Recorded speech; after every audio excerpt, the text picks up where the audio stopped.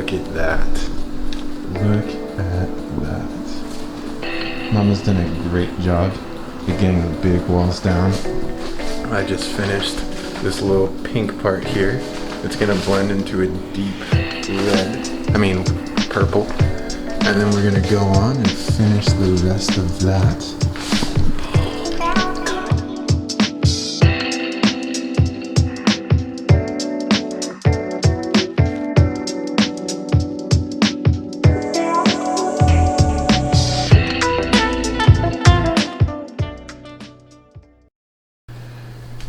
Hey. Oh, I have some stories for you. So, the room is almost done. Oh no, why are you looking down there? Look at me. My eyes up here.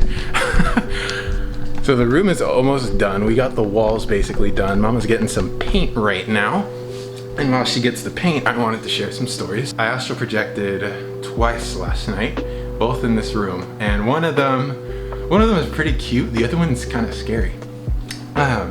So the first one I astral projected, and I was back in my hometown, my house back up north. And if you saw my old videos where I'm in that room with all the books and it just doesn't look like my normal setting, that's what I mean.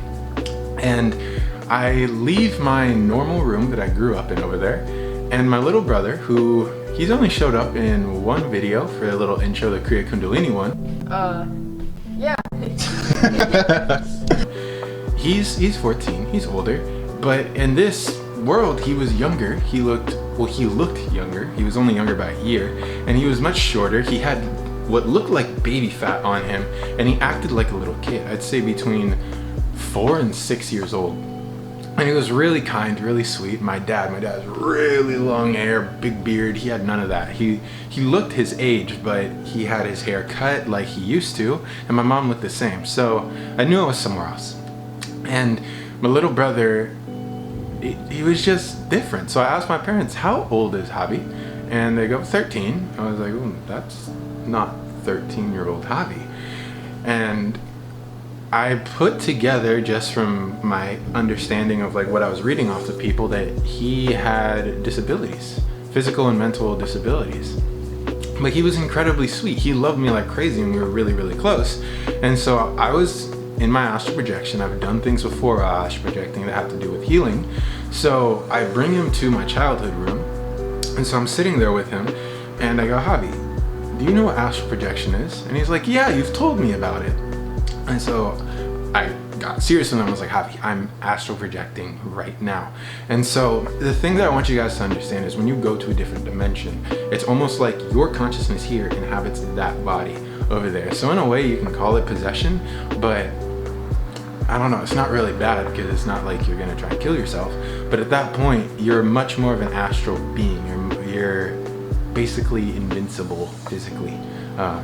Physically, if you want to call it that. To other people's perceptions, you are invincible because you are in your astral body, and that physical body over there will act like your astral body, meaning it will morph like nothing. Your energy is super malleable out there. You understand what I mean? But either or, you have the healing capabilities, which is like, if you want, you can heal someone in a clap. At least in my experience, I'm able to do that. So after talking with Javi for a little bit, telling him I was astral projecting, telling him like, hey, look, like I can do this stuff right now, I realized like, oh shoot, I only have a few seconds left, because there's this sensation that comes over me that I know I'm gonna go back to my body. So what I did is I thought about it, he's healed, and in my, like literally in front of my eyes, he grew, he matured, and he was acting like a 13, 14-year-old would. And like literally like that, right in front of my eyes, he healed. And I really wasn't able to stay much longer because I kind of just blacked out and was shot back to my body. But I couldn't stop thinking about it because I was like, that was kind of cute. Like my little brother's kid. And then I also projected again. So I'm in my living room right now. My whole room is in my living room, but we paint my actual room. And when I was out there, this whole room was completely empty. So I knew I wasn't here. Plus it was day when I astral projected. It was maybe like 5 a.m., 6 a.m., somewhere around there. So the sun wasn't shining. But I was by myself, so I go, and you can't see it, but there's a little kitchen counter over there. and I was behind that, and then I looked, and over here, there's a seat, but you can't see it. Over to the right, there's a couch. So this seat was actually the couch, so longer. And my mom was sitting there. I was like, you weren't here before. This doesn't really seem right. So I was like, oh. And then I just stared. I just looked. Because something, I don't know, it didn't really seem right. So I'm staring, and whatever took the form of my mom couldn't hold its form.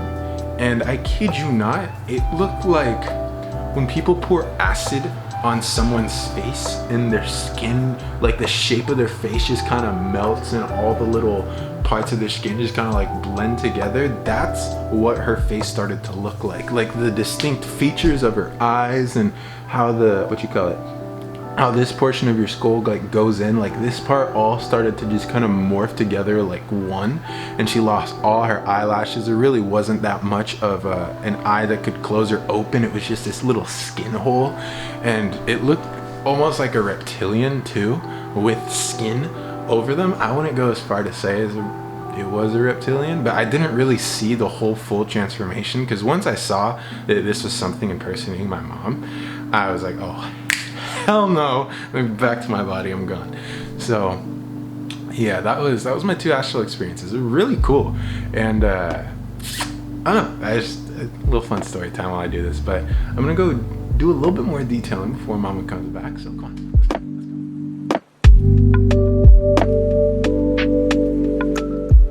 Look at how big he is. Okay, I honestly do not remember the last time that I updated you guys, but the walls are completely done in the room, and right now I'm working on the little rough draft that I drew up before Mama got here. So we have that going on. I want you to say hi to Mama. Mama, say hi. Hello. God bless her, she was talking about getting me into some Reiki classes, because I guess there's a Reiki school maybe like half an hour from here by bike, and so I would take 3 different sessions, and then I'd be a certified Reiki master, which I'm really interested in, because through astral projection I've learned Reiki, and I've performed Reiki on myself, though I really don't call it Reiki, I just call it healing. But it would be nice to be more aware of that energy. My godmother is a Reiki master. She has her own spa, all that stuff in Puerto Rico. So that'd be cool to have another thing in common with her, because she really helped get me into the whole spirituality, all that stuff. Just seeing her was such a different perspective growing up. But I don't know, Mom was speaking some pretty cool dreams, some pretty cool ideas, and it'd be cool to see some of those things come to fruition. But I'm gonna get back to the door, and I will see you guys later.